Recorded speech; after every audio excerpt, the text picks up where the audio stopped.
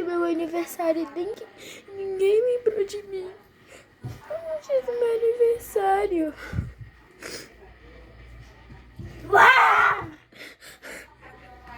Começou a novela Lara e Davi e os Irmãos.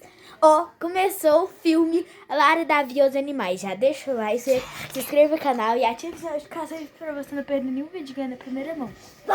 Gente, o filme vai ser muito pouco, tá? Mas a gente vai, fazer uma parte, 2, 3, acho que vai até a parte 4. Beijos. No capítulo anterior, meu aniversário e ninguém lembrou de mim. A tigrinha. Tigrinho? Não é tigrinho. Não, leão. Ô, tigrinho, vem cá. Eu sou leão. Mentira, você é tigrinho. Tigrinho. Vamos fazer aniversário da sua filha.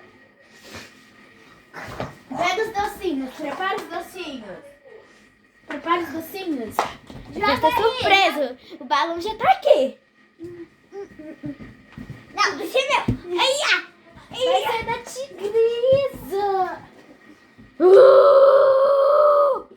Vai. Vamos lá. Vai, joga mais. Ai, você é o gol. Tigrinho. Você é o gol. Eu vou ser o gol. Ai. Daqui a pouco eu furo isso daqui. Eu furo. Vai furar na minha mão. Vamos, pendura ali. Para. Deixa eu pendurar. Vou pegar os docinhos.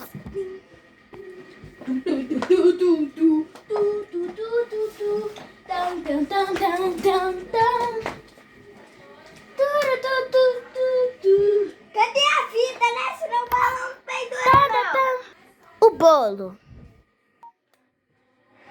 Ai, mano. Você estragou. Eu estraguei o bolo. Nós estragamos tudo.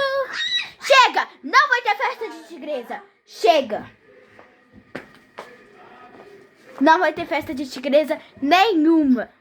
Oi? Como? Chega! Eu não vou comemorar mais o aniversário dela. Se virou uma bagunça tudo, chega! Já fui! Faz você sozinho.